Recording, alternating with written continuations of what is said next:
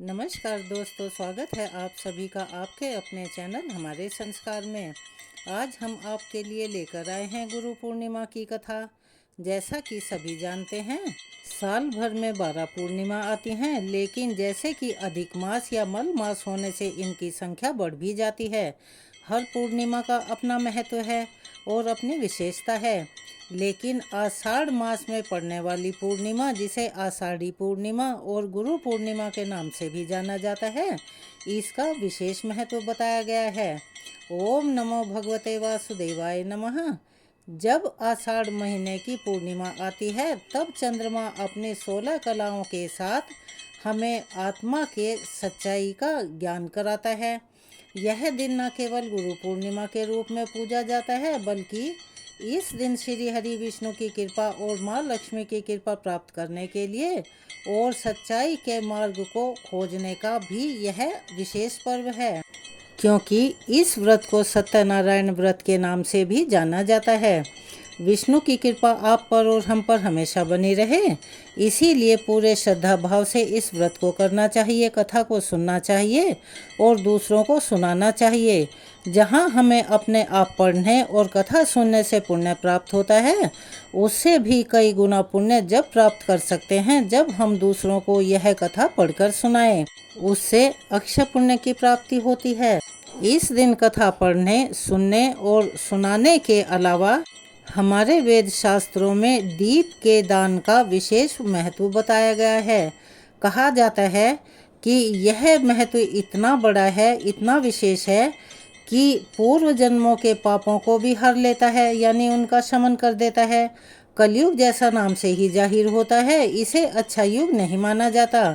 कलयुग में जहाँ पाप बढ़ रहे हैं, वहीं आषाढ़ पूर्णिमा एक ऐसा अवसर आता है जो जीवन को पवित्रता, आस्था और सत्य की ओर मोड़ देता है।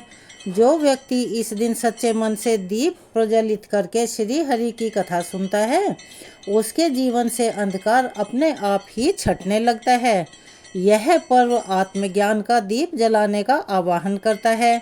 आइए सुनते हैं आषाढ़ पूर्णिमा के दिन सुनी जाने वाली कथाएं। उससे पहले आप सभी से अनुरोध है कि प्लीज़ जो हमारे चैनल पर नए हैं वो चैनल को सब्सक्राइब करें, वीडियो को लाइक करें, ज़्यादा से ज़्यादा शेयर करें, बेल आइकन को भी दबाना ना भूलें। कमेंट्स बॉक्स में ओम नमो भगवते वासुदेवाय नमः, हर हर महादेव अवश्य ही लिखें। आपकी यह छोटी सी कोशिश हमारे लिए बहुत मददगार साबित होती है। कथा सुनने से पहले आप सभी को हमारे संस्कार चैनल की तरफ से गुरु पूर्णिमा और आषाढ़ी पूर्णिमा की बहुत बहुत शुभकामनाएं। अपने गुरु का ध्यान करते हुए, उनके चरणों का स्मरण करते हुए उन्हें साष्टांग प्रणाम करें और भगवान विष्णु से हाथ जोड़कर निवेदन करें, जो कि सब गुरुओं के गुरु हैं। उन सभी का आशीर्वाद आप और आपके परिवारजनों पर, आपके गुरुजनों का आशीर्वाद, भगवान विष्णु का आशीर्वाद सदा बना रहे। बहुत समय पहले की बात है, हिमालय की तलहटी में एक बर्फीला गांव था। उस गांव में एक वृद्धा रहा करती थी। उसका नाम धर्मवती था। वह अपने परिवार के नाम पर अकेली थी। उसका कोई नहीं था, ना बेटा, ना परिवार, ना धन, ना दौलत। कोई चीज़ ऐसी नहीं थी जो कि दुनिया के लालच में उसे फंसा सके। लेकिन एक चीज़ उसके पास थी, पूर्णिमा के चंद्रमा जैसा निर्मल विश्वास और हृदय। हर महीने जब पूर्णिमा आती, गांव में चहल पहल होती। लोग पूजा किया करते, दीप जलाते थे और मिठाइयाँ बांटते। लेकिन धर्मवती सिर्फ एक टूटे से दीपक में थोड़ा सा तेल डालकर, क्योंकि घी उसके पास उपलब्ध नहीं होता था, उसे नदी के किनारे रख दिया करती थी और श्रद्धा से विनय के साथ हाथ जोड़कर कहा करती, हे चंद्रवदनी माँ लक्ष्मी माता, इस दीप में धन नहीं है, मन है। इसमें घी नहीं, मेरी सांसों की बूंदें हैं। यह दीप नहीं बल्कि मेरी आत्मा है। हे माँ, कृपया करके इसे अपने चरणों तक पहुँचा देना। गांव के लोग उसका मजाक उड़ाया करते थे, लेकिन वह वृद्धा हर पूर्णिमा को यही दोहराती थी, यही काम किया करती थी। फिर एक दिन अचानक गांव के लोग बीमार पड़ने लगे और फिर हुआ क्या कि रोज ही शमशान में चिताएं जलने लगी और चिमनियों से धुआं निकलने लगा। कोई भी इलाज काम नहीं कर रहा था। बच्चों से लेकर बुजुर्गों तक सभी डरे हुए थे। लोगों ने अपने घरों के दरवाजे बंद कर लिए थे। गांव अंधकार और डर के साए में डूब चुका था। कोई भी नहीं समझ पा रहा था कि अब क्या करें, कहाँ जाएं, किससे मदद मांगें। तभी पूर्णिमा की रात आई। चारों तरफ सन्नाटा था। ना कोई मंदिर गया, ना कोई पूजा हुई। लेकिन धर्मवती, जो अब भी जीवित थी, कांपते हाथों से नदी के किनारे पहुंची और हमेशा की तरह एक छोटा सा दीप जलाकर कहने लगी, हे प्रभु, हे माँ लक्ष्मी, आज सिर्फ मेरा गांव ही नहीं बल्कि मेरी आस्था और मेरी आस भी बुझ रही है। मेरा विश्वास टूट रहा है, लेकिन यह अंतिम दीप आज आपके चरणों में अर्पित है। यदि आप चाहें तो इस गांव को बचा सकते हैं। और ऐसा कहकर उसने वह दीप जल में बहा दिया। फिर तभी अचानक चमत्कार हुआ। दीप जैसे ही नदी की लहरों में बहा, उसकी लो एकाएक तेज होने लगी। धीरे धीरे वह दीप पूरे गांव को रोशन करने लगा, मानो कोई दिव्य प्रकाश फैल रहा हो। मंदिर की घंटियां अपने आप बज उठी। लोगों ने खिड़कियां खोलकर देखा तो चारों ओर एक शांत मधुर प्रकाश बिखरा हुआ है। उसी रात से महामारी की गति रुक गई। अगले दिन लोग मंदिर पहुंचे। उन्होंने देखा कि मंदिर के भीतर उस वृद्धा का वही दीप अभी भी जल रहा था, बिना बुझे। लेकिन धर्मवती अब इस संसार में नहीं थी। मंदिर में एक दिव्य वाणी गूंजी, जिसने पूर्णिमा की हर रात अपने आंसुओं और विश्वास से दीप जलाया, उसी की भक्ति ने इस गांव को बचाया है। एक दीप से जो पुण्य फैला वह 100 यज्ञों से भी बड़ा था। इस प्रकार पूर्णिमा की रात जब हम दीपदान करते हैं तो वह सिर्फ दीप ही नहीं होता, बल्कि प्रभु से सीधा संवाद बन जाता है। जब कोई और रास्ता नहीं बचता, तब श्रद्धा का दीप रास्ता बना देता है। और सबसे बड़ी बात है, भक्ति में ही वह सामर्थ्य है संपूर्ण सृष्टि को बदल देने की। आइए अब सुनते हैं आषाढ़ पूर्णिमा की कथा। आप सभी से अनुरोध है कि कृपया आप श्रद्धा और विश्वास और अपने धैर्य के साथ इन दोनों कथाओं को आखिर तक जरूर सुनिएगा। द्वापर युग में एक समय की बात है। यशोदा जी ने श्री कृष्ण से कहा, हे लल्ला, तुम सारे कृष्ण के उत्पन्न करता, पालन करता और संहार करता हो। आज कोई ऐसा व्रत मुझसे कहो जिसके करने से मृत्यु लोक में स्त्रियों को विधवा होने का डर न रहे, और यह व्रत सभी मनुष्यों की सभी मनोकामनाओं को पूर्ण करने वाला हो। तब श्री कृष्ण कहने लगे, माते, आपने अति सुंदर प्रश्न किया है। मैं आपसे ऐसे ही व्रत को विस्तार पूर्वक कहता हूँ, ध्यान पूर्वक सुनो। सौभाग्य की प्राप्ति के लिए स्त्रियों को 32 पूर्णमासियों का व्रत करना चाहिए। इस व्रत के करने से स्त्रियों को सौभाग्य संपत्ति मिलती है। यह व्रत अचल सौभाग्य देने वाला है। भगवान विष्णु और शिव के प्रति मनुष्य मात्र की भक्ति को बढ़ाने वाला है। तब यशोदा जी कहने लगी, हे कृष्ण, सबसे पहले इस व्रत को मृत्युलोक में किसने किया था? इसके विषय में भी मुझे बताओ। तब श्री कृष्ण कहने लगे कि माते, इस भूमंडल पर एक अत्यंत प्रसिद्ध राजा चंद्रहास से पालित अनेक प्रकार के रत्नों से परिपूर्ण कार्तिका नाम की नगरी थी। वहाँ पर धनेश्वर नाम का एक ब्राह्मण था और उसकी पत्नी अति सुशीला और रूपवती थी। दोनों ही उस नगरी में बड़े प्रेम से रहते थे। घर में धन धान्य की कोई कमी नहीं थी, लेकिन उन्हें जो सबसे बड़ा दुख था कि उनके कोई संतान नहीं थी। इससे वो बहुत दुखी रहा करते थे। एक समय एक बड़ा तपस्वी योगी उस गांव में आया। वह तपस्वी ब्राह्मण उस ब्राह्मण के घर को छोड़कर अन्य सभी के घरों से भिक्षा लेकर भोजन किया करता था। एक दिन वह योगी रूपवती से भिक्षा न लेकर किसी दूसरे घर से भिक्षा लेकर गंगा किनारे जाकर भिक्षा में मिले अन्न को प्रेम पूर्वक खा रहा था कि धनेश्वर ने योगी का यह सब कार्य किसी प्रकार से देख लिया। अपनी भिक्षा के अनादर से दुखी होकर धनेश्वर योगी से बोला, महात्मन, आप सभी घरों से भिक्षा लेते हैं, किंतु मेरे घर की भिक्षा कभी नहीं ग्रहण करते। इसका क्या कारण है? तब योगी ने कहा कि निसंतान के घर की भीख पतितों के अन्न के समान होती है। जो पतितों का अन्न खाता है वह भी पतित हो जाता है। जैसी कि एक पुरानी कहावत है, जैसा अन्न वैसा मन। क्योंकि तुम निसंतान हो, इसीलिए पतित हो जाने के भय से मैं तुम्हारे घर की भिक्षा नहीं लेता। धनेश्वर यह बात सुनकर अपने मन में बहुत दुखी हुआ और हाथ जोड़कर योगी के पैरों में गिर पड़ा और विनम्रता से बोला, महात्मन, अगर ऐसा है तो आप ही मुझे पुत्र प्राप्ति का कोई उपाय बता दीजिए। आप तो सब कुछ जानने वाले हैं, मुझ पर यह अवश्य ही कृपा कीजिए। धन की मेरे घर में कोई कमी नहीं है, किंतु कोई पुत्र न होने के कारण मैं और मेरी पत्नी अत्यंत दुखी हैं। आप मेरे इस दुख को दूर करें। यह सुनकर योगी कहने लगे, ब्राह्मण, तुम देवी चंडी की आराधना करो। फिर घर जाकर उसने अपनी पत्नी से सारा वृतांत कहा और खुद तपस्या करने के लिए वन में चला गया। वन में जाकर उसने देवी चंडी की उपासना की और उपवास किया। देवी चंडी ने 16वें दिन उसे स्वप्न में दर्शन दिए और कहा, हे धनेश्वर, जा, तेरे घर पुत्र होगा, परंतु वह 16 वर्ष की आयु में ही मृत्यु को प्राप्त हो जाएगा। अगर तुम दोनों पति पत्नी 32 पूर्णमासियों का व्रत विधि विधान पूर्वक करोगे तो वह दीर्घायु हो जाएगा। जितनी तुम्हारी सामर्थ्य हो आटे के उतने दिए बनाकर शिव जी का पूजन करना, किंतु पूर्णमासी को 32 की संख्या पूरी हो जानी चाहिए। प्रातः काल होने पर इस स्थान के पास तुम्हें एक आम का वृक्ष दिखाई देगा। उस पर चढ़कर तुम एक फल तोड़कर जल्दी से अपने घर चले जाना और अपनी पत्नी से सारा वृतांत कहना। ऋतु स्नान के बाद वह स्वच्छ होकर श्री शंकर जी का ध्यान करके उस फल को खा लेगी। तब शंकर भगवान की कृपा से उसको गर्भ ठहर जाएगा। जब भोर होने पर ब्राह्मण उठा तो उसने उस स्थान के पास ही एक आम का वृक्ष देखा, जिस पर अत्यंत सुंदर आम का केवल एक फल लगा हुआ था। ब्राह्मण ने उस आम के वृक्ष पर चढ़कर फल को तोड़ने का प्रयत्न किया, किंतु वृक्ष पर कई बार प्रयत्न करने के बावजूद भी वह नहीं चढ़ पाया। अब तो ब्राह्मण को बड़ी चिंता हुई। तब वह विघ्न विनाशक श्री गणेश जी की वंदना करने लगा।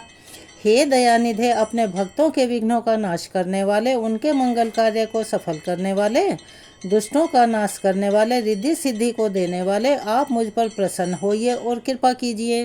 प्रभु, मुझे इतना बल दें, इतनी शक्ति दें कि मैं अपने मनोरथ को पूर्ण कर सकूं। इस प्रकार सच्चे मन से गणेश भगवान की प्रार्थना करने पर वह भगवान की कृपा से वृक्ष पर चढ़ गया।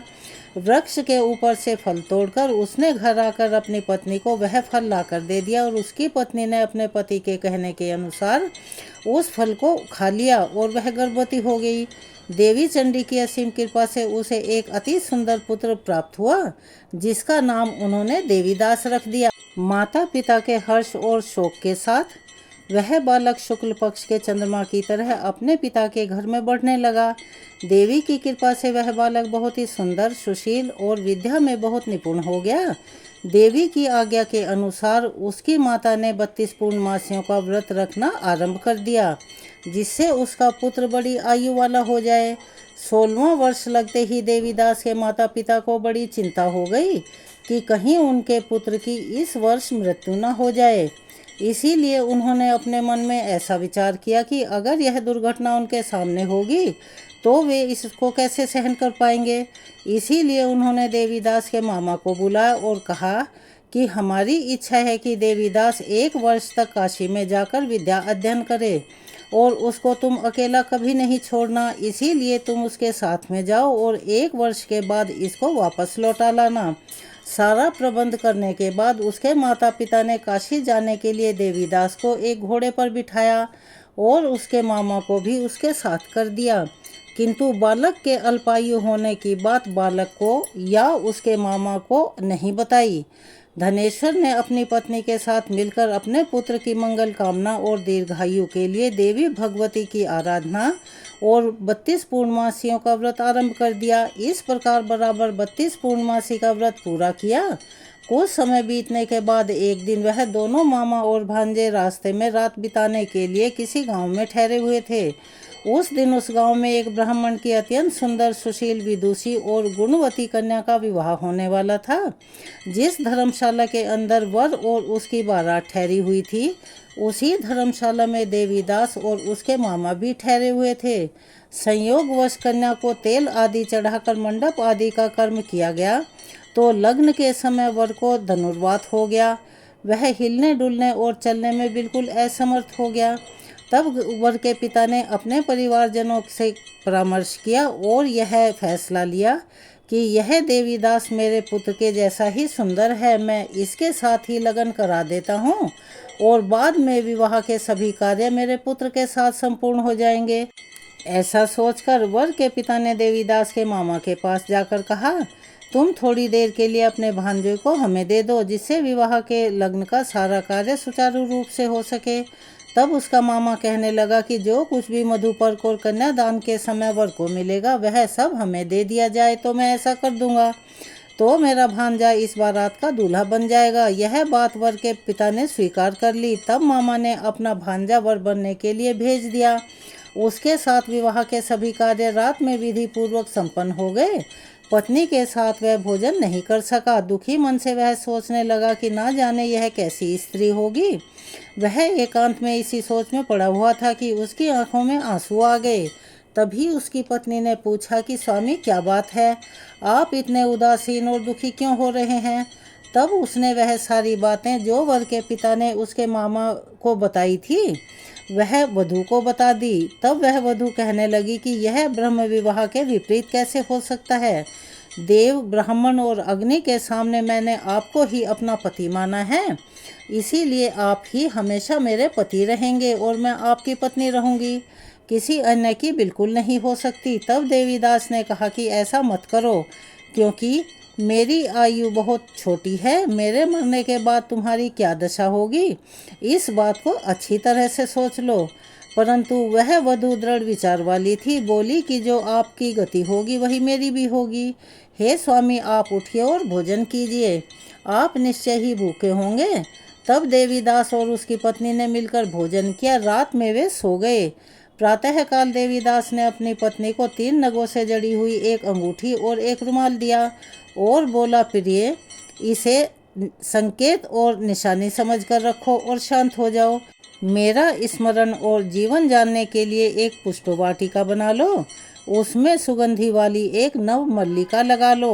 उसको हर दिन जल से सींचना और आनंद के साथ खेलना कूदना और उत्सव मनाना। जिस समय और जिस दिन मेरी मृत्यु होगी वह फूल स्वतः ही सूख जाएंगे और जब फिर से हरे भरे हो जाएं तो समझ लेना कि मैं जीवित हूँ। यह बात निश्चय करके समझ लेना, तो इसमें कोई संशय मत करना। ऐसा समझा बुझाकर वह चला गया। प्रातः काल होते ही वह वहाँ पर गाजे बाजे बजने लगे।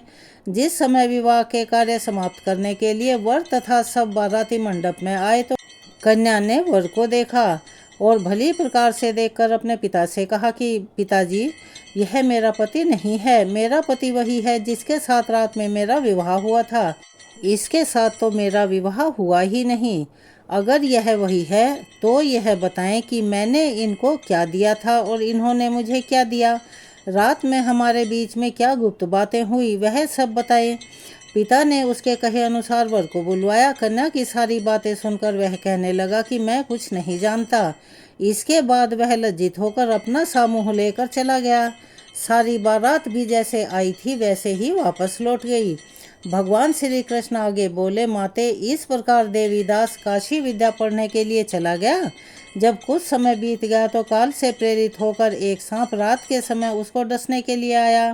उस विषधर के प्रभाव से उसके बिस्तर के चारों ओर से विष की ज्वाला से वह बिस्तर विषैला हो गया, परंतु व्रतराज के प्रभाव से उसको वह सांप काट नहीं पाया, क्योंकि पहले ही उसकी माँ ने 32 पूर्णमासी का व्रत कर रखा था। इसके बाद मध्याह्न के समय स्वयं काल वहाँ पर आया और उसके शरीर से उसके प्राणों को निकालने का प्रयत्न करने लगा, जिससे वह मूर्छित होकर धरती पर गिर पड़ा।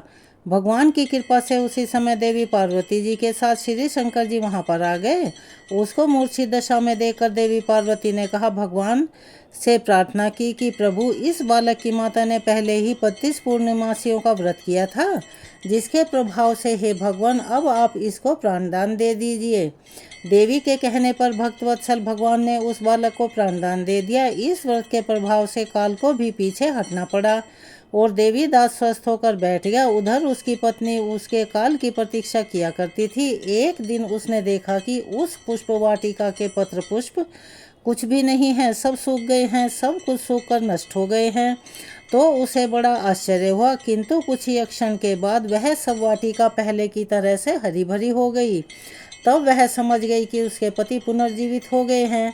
यह देखकर वह बहुत प्रसन्न होकर अपने पिता से कहने लगी, पिताजी मेरे पति जीवित हैं, आप उनको ढूंढिए। जब 16वां वर्ष बीत गया तो देवीदास भी अपने मामा के साथ काशी से वापस घर आने के लिए चल पड़ा। इधर उसके ससुर उसको ढूंढने के लिए घर से जाने ही वाले थे कि वह दोनों मामा भांजे वहीं पर आ पहुँचे। उसको आया देखकर उसका ससुर बड़ी प्रसन्नता के साथ उसे अपने घर ले गया। उस समय नगर के निवासी भी वहां इकट्ठा हो गए और फिर सबने निश्चय किया कि अवश्य ही इस बालक के साथ इसी कन्या का विवाह हुआ था। इस बालक को जब कन्या ने देखा तो पहचान लिया वह, और उसने कहा कि यह वही है जो संकेत करके गए थे, यानी निशानी देकर गए थे।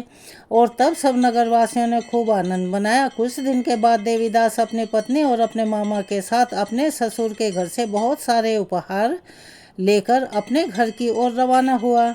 जब वह नगर के निकट गया तो कई लोगों ने उसे देखकर उसके माता पिता को पहले ही आकर सूचना दी कि तुम्हारा पुत्र देवीदास अपनी पत्नी और मामा के साथ आ रहा है। ऐसा सुनकर पहले तो उन्हें विश्वास नहीं हुआ, किंतु जब और लोगों ने भी आकर उनकी बात का समर्थन किया तब उन्हें बड़ा आश्चर्य हुआ और खुशी का ठिकाना नहीं रहा। इतने में ही देवीदास भी अपने घर पहुंच गया और देवीदास ने अपने माता पिता के चरणों में सिर रखकर प्रणाम किया और उसकी पत्नी ने भी अपने पति का अनुसरण किया, अपने सास ससुर के चरणों को स्पर्श किया। तो माता पिता ने अपने पुत्र और पुत्रवधू को अपने हृदय से लगा लिया और सभी की आंखों से प्रेम के आंसू बहने लगे। अपने पुत्र और पुत्रवधू के आने की खुशी में धनेश्वर ने बड़ा भारी उत्सव किया और ब्राह्मणों को भी बहुत सा दान दक्षिणा देकर प्रसन्न किया। भगवान श्री कृष्ण कहने लगे, माते इस प्रकार धनेश्वर 32 पूर्णमासियों के व्रत के प्रभाव से पुत्रवान हो गया। कथा का सार यह है कि जो भी स्त्रियां इस व्रत को करती हैं वे जन्म जन्मांतर में भी वैधव्य का दुख नहीं भोगती और सदैव सौभाग्यवती रहती हैं। यह मेरा वचन है, इसमें कोई शंका नहीं है। यह व्रत पुत्र पौत्रों को देने वाला तथा संपूर्ण मनोकामनाओं को पूर्ण करने वाला है। 32 पूर्णमासियों के व्रत करने के व्रती को सारी इच्छाएं, सारी मनोकामनाएं भगवान की कृपा से पूर्ण हो जाती हैं। यहाँ यह कथा पूर्ण होती है। चलिए एक बार मेरे साथ प्यार से बोलिए, ओम नमो भगवते वासुदेवाय नमः। हर हर महादेव। अगर आपको यह वीडियो अच्छी लगी तो आप सभी से अनुरोध है, प्लीज़ हमारे चैनल को सब्सक्राइब करें, वीडियो को लाइक करें, ज़्यादा से ज़्यादा शेयर करें, बेल आइकन को भी दबाना ना भूलें। कमेंट्स बॉक्स में अपनी राय के साथ साथ जय श्री कृष्ण, हर हर महादेव, ओम नमो भगवते वासुदेवाय नमः लिखना ना भूलें। अपना प्यार और सहयोग हमें ऐसे ही प्रदान करते रहें। धन्यवाद।